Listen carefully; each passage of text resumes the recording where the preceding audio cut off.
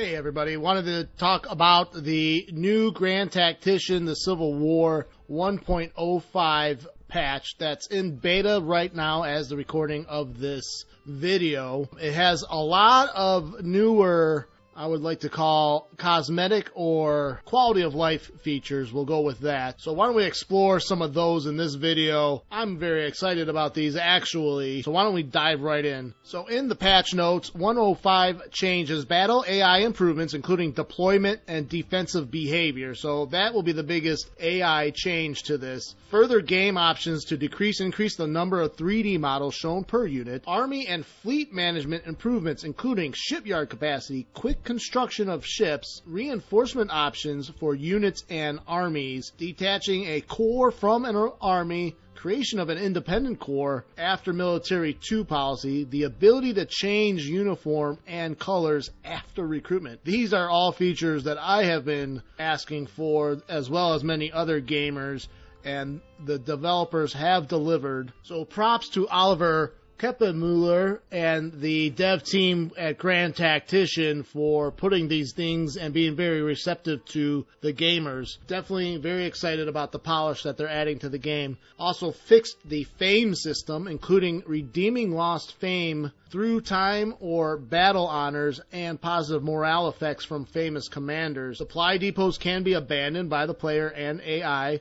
Commander and unit histories are updated during the campaign, so more role-playing features as well. Lock map rotation only applies to mouse rotation, not hotkeys, bug fixes, and balance improvements. Why don't we take a look at some of these features here really quick. So first look at the campaign map with the 105 updates. You can see the info panel on the top of the screen has been rearranged a little bit in a little bit different icons. You have the national morale up on there as well now, including your current debt rating, field and manpower. There's a new shipyard utilization, shows the tonnage of all ships currently under construction versus the available shipyard capacity derived from all ports of the nation. The higher the port level, the more shipyard capacity is available. Exceeding the available shipyard capacity slows down the construction of all ships. Your transport capacity and rail and sea capacity as before.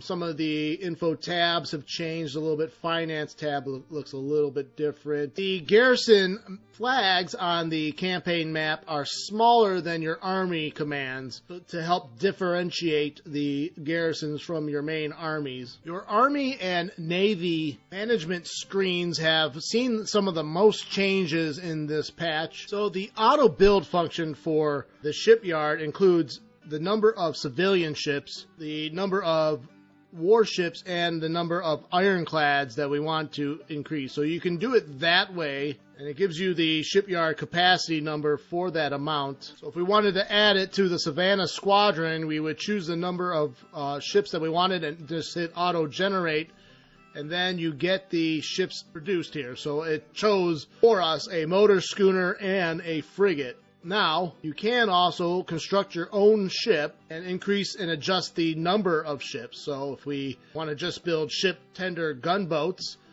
and just increase the number of those, that's on the bottom of the screen. Similar to building by army brigade or by a number of units. But then it gives you the shipyard capacity of the number that you just wanted to build. So those are the changes to the fleet management screen. Now, if you thought the fleet changes in the management screen was nice, they are outdoing themselves a little bit here in the army management screen. Well, there's a lot going on here, even more so than even the fleet management. First off, you can create a new independent corps, so straight from like you were doing with a create army. So this is after military 2 is selected.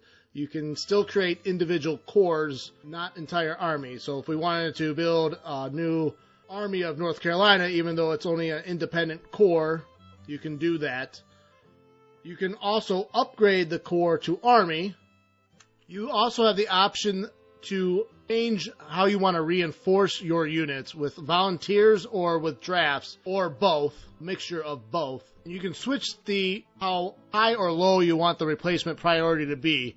So if we want a high priority volunteer replacement, you can change the colors red, yellow, green, You can change what reinforced by draftees only, or by a mixture of both, or by volunteers only. You can also recolor the uniforms after you've recruited the units, something you could not do before. You have a little brush icon here by the soldier, and now you can change the uniform. Looks like they might have to fix a little bit of the typing here. You can change the uniform, you can change the uniform colors after they have been recruited. So, very nice feature. You can also see the new shipyard utilization in the top info panel, like we talked about a little bit earlier. After we have built those ships, or those ships are in the middle of construction, you can see the capacity that we are using. And also the tooltip shows exactly what ships are being built and at what percentage they are at. One other feature in the Army management screen is that you could order a unit to detach. So the corps, you can order to detach. Detached units, this detaches the selected units to an independent corps at the current position of the unit selected. So we'll hit yes. So now we have the first corps detached from the main army, independent corps. Now if you do it with the division, it creates a new corps for you. So supply depots can be abandoned. So this might be a nice feature, especially if you know there's a position that you cannot hold anymore, but don't want to lose all the supplies to the enemy. Yeah, you might lose the supplies there, but you can burn them and scorch earth them, and keep them out of your enemy's hands. So you can abandon, burn down, and burning down goes all those supplies. If you go to the Steam page for Grand Tactician the Civil War and go to the discussion forum, you can find all the changes to the 105 beta patch. In battles, lost resilience is increased at the end of each day depending on experience. Fixed barricades and parapets are hidden behind fog of war if constructed in own deployment zone. Some AI defensive positioning reworks added AI cavalry charge mechanism on weak enemies. I should avoid better moving across rivers and battles. You can adjust the number of models in a battle, can now be adjusted in the options menu. Other game fixes as well. Reduced volume of weather sounds, also adjustable in the debug. Okay, that will help when you're fighting that battle in a snowstorm and it gets really intense. Increased AI bonus for higher difficulty levels. So I think I covered most of the juicy tidbits in that beta patch. So again, patch is in beta, so I'm sure there's a few things they're going to have to fix before releasing the patch. I'm going to try to play with it in my live streams, and hopefully it's not game breaking. If not, we can revert back to 104. That said, I hope you enjoyed and found this video informative.